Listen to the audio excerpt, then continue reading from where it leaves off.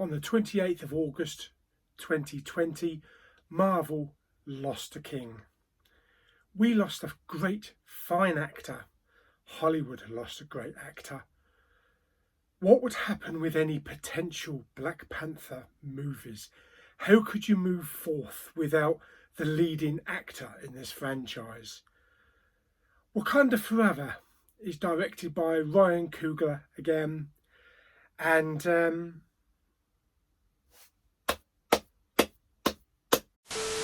okay, so imagine already penning a Black Panther sequel. You've got everything laid out, the script is finished. Your leading actor unfortunately passes away. What do? Do you rewrite? Do you throw the script away and start again? Do you write the script for a new actor to come in and fill the place? It must be an impossible task. But Ryan Coogler pulled off the impossible. The beginning of Black Panther Wakanda Forever is sad. It's very sad. It's reflection, it's regret, and it's so emotional. And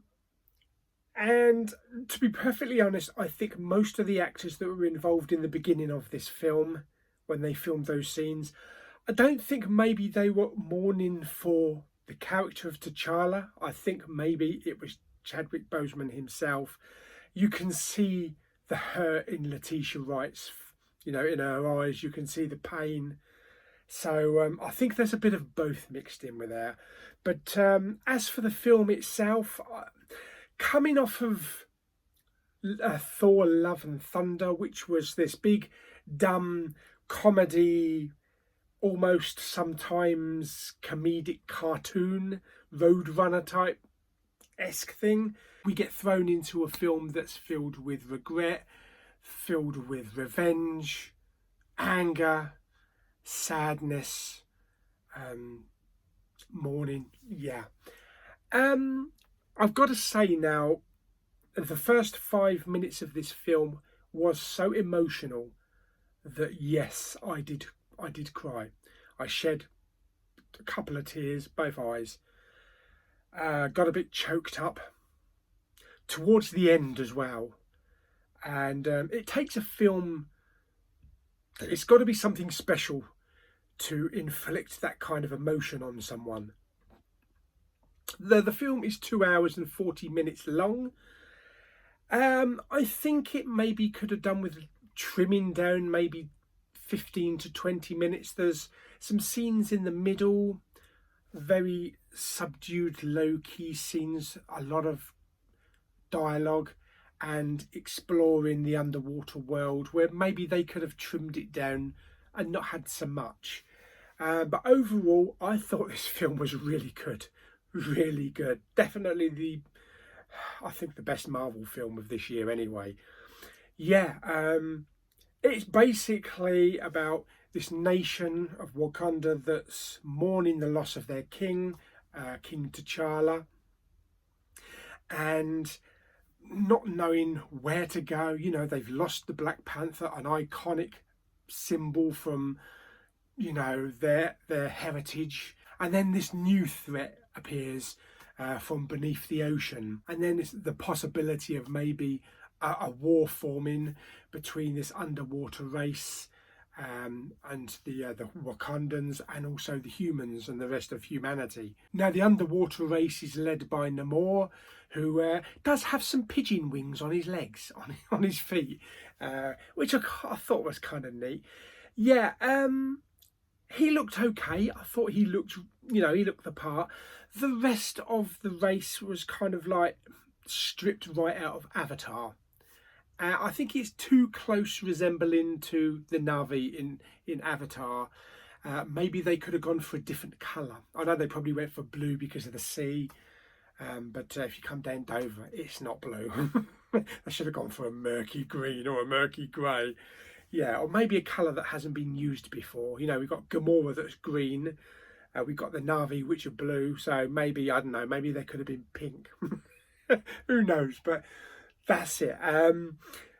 As for the characters themselves, the actor that played Namor, I think he did a good job. He wasn't as brutal and vicious as I thought he might be, you know, being a villain. He's certainly no Thanos. I thought he just could have had a bigger punch, you know, a bigger edge to him. Angela Bassett as the, you know, the Queen elect. She did a great job, fantastic job, and I think this film was Letitia Wright's film. She had more screen time than any of the other actors, and she just nailed every single scene. And this is her film, and she did a great job. She evoked anger, you know, for the revenge. She evoked comedy. She was the Q, you know, the Bond's Q, with her little techniques and her little gadgets in her science lab. But she also brought a lot of heart and emotion to the film as well.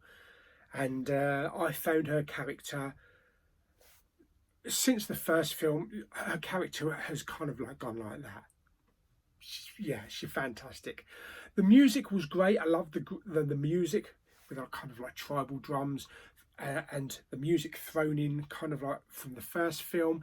New songs, we got a song from Rihanna at the end, which was really good. I'm not a huge fan of Rihanna, but I think that fitted it really perfectly. It looked gorgeous because I saw it on IMAX. The sound was fantastic. The underwater scenes were fantastic. Kind of cross between like the whole kind of, it felt a bit Avatar mixed with Aquaman in a way, but done Marvel style. But I really had fun with it. I thought it was a great film. I really did. Like I say, it was a little bit too long, so maybe they could have trimmed it down by 20 minutes. There were some good chase scenes as well. There was a good car chase scene, as we had in the first film. And that overall tone of the film, I think, was perfect. You can't go with a comedy like Thor: Love and Thunder when we're dealing with loss and we're dealing with emotion, and this had the right tone to it. It evoked the right emotions, but also had the great sense of adventure that the first film had. Is it as good as the first film? I've heard a lot of people saying that they prefer this film to the first one. I do still prefer the first film. Basically, you know, because it had Chadwick Boseman. I loved the relationship between his character and Shuri, and it was more of a wonder. It was more of a sense of wonder in the first film. Plus, I thought Andy Serkis did a good job. He was funny. He was the comic relief of the first film. And of course, Michael B. Jordan was fantastic as Killmonger. And I think that's what Namor was missing in this film, the kind of like brutality, do or don't of Killmonger.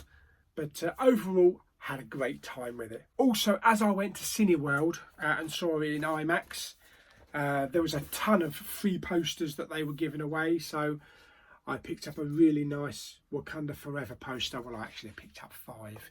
Yeah. But it's a nice poster. So yeah, if I was to rate Wakanda Forever on a scale of 1 to 10, I'm going to give it 8.5 out of 10 Wakanda Forevers. Yes, 8.5 out of 10. Not quite 9. Maybe if they trimmed it down by 20 minutes, it probably would have got a 9. But I wasn't bored, but in one or two of the spots during the mid-section of the film, I kind of felt myself kind of drifting just a little bit. But the ending, it was fantastic. Great battle scenes. There was one or two shady CGI scenes where it's not quite right, but I'll forgive him for that. But overall, really had fun with it. So there we go. I hope you enjoyed my review. Like the video by giving it some thumbs up. Don't forget to subscribe, comment and share. What did you think of Black Panther Wakanda Forever? Stick it down in the comments there if you liked it. Even if you didn't like it, stick it down in the comments. I always like to read, you know, criticisms, praises, anything, because we all like different things. So yes, fantastic. I'll see you on the next video very soon. Bye bye.